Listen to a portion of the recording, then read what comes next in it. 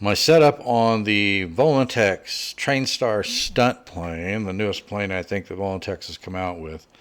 So my setup will give you a very successful maiden flight, and even if it doesn't match your flying style, it will definitely give you a good starting point on your setup. So, all right, some information. The stock receiver is multi-protocol capable, and it uses protocol V761 sub-protocol for channel. So as long as you have a hobby-grade transmitter that supports that protocol, you'll be able to bind up to it.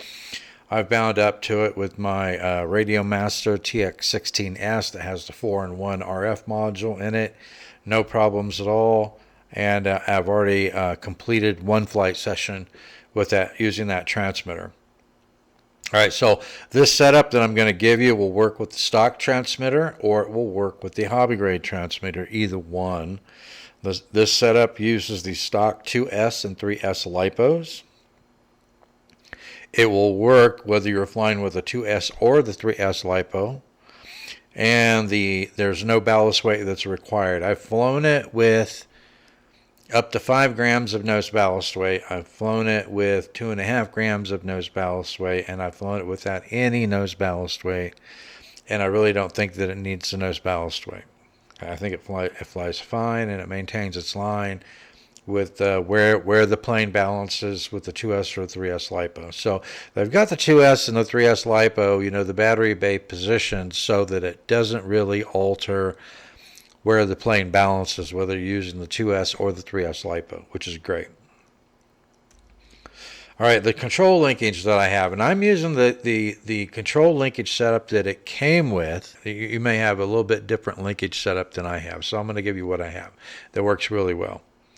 All right, so the aileron control horns, the linkage is in the outermost hole. It's a 3-hole control horn. There are no access panels on this plane, on this fuselage, on the airframe. So the aileron servo arms are inaccessible. The elevator control horns, the linkage is in the center hole in a 3-hole control horn. The elevator servo arms are inaccessible unless you want to cut into the foam. You're going to have to make all of your adjustments at the control horns. So the rudder control horn is linkage is in the center hole. It's a 3-hole control horn, and once again, the rudder servo arm is not accessible. So it's unfortunate that they didn't put any access panels on this fuselage like they've done with their other planes, because that really made it nice being able to get to the electronics. But I'm not hesitant to cut the foam open if I need to get to the electronic components. So. All right, next up, prop assembly. The stock prop assembly can be replaced, and I have replaced the stock prop assembly on mine. As you can see, I've got a different prop on the front of my plane. So I measured the motor shaft as best as I could with a slide caliper, and it looked to me like it was approximately 2.5 millimeter diameter. Okay, I had to replace my prop assembly because I broke both of my stock props, and I didn't want to buy more of the stock props. I've got plenty of props that will work with this plane, so I replaced it. I used a collet type prop adapter that has a 5 millimeter prop shaft. So the prop that I'm using has a 5 millimeter hub, right? Okay, so for the 2S flights, I tested several props, and what I found was that the APC 6x4 Speed 400 two-blade prop, I would say on 2S it's on par with the stock prop as far as power and performance, the amount of flight time you're going to get. But for 3S, I used a Gymphan 6x3 two-blade ABS prop, and I've got a ton of those, and I had an orange one. And in my plane is the orange plane, so I think it looks really good. The Gymphan 6x3 two-blade prop gives me unlimited vertical on 3S, and depending on how hard I'm flying it, if I fly it mixed mode, I'll get about 10 minutes of flight time using that little 3S 400 milliamp hour 25C LiPo with this Gymphan 6x3 prop. So. And they're dirt cheap, so that's the prop that I'm going with. I'm going to fly it probably just about, mostly on 3S rather than 2S. So that prop's going to stay on my plane. All right, the radio setup. With the linkage that I have set up, I've got 100% dual rate on all three axes, the aileron, the elevator, the rudder. The expo that I have dialed in for the aileron, and if you guys have watched the flight videos, you know it's got a real nice snappy roll rate on it, okay? 65% on the ailerons, 40% expo on the elevator, 30% on the rudder. The rudder's got really good authority as well. I don't think that I'm going to have to change any of the linkage. I think mine is pretty much golden with this setup. The deflection measured opposite the control horn in manual mode.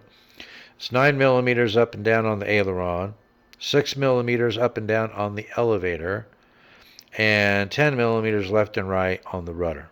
Okay, that's the amount of deflection that I get in manual mode, as close to the control horn as I can measure it. All right, my CG location. There was no specified CG location, so I put in my 2S LiPo, and then I measured where the plane balanced neutral, okay, where it was level when I balanced it with my fingertips.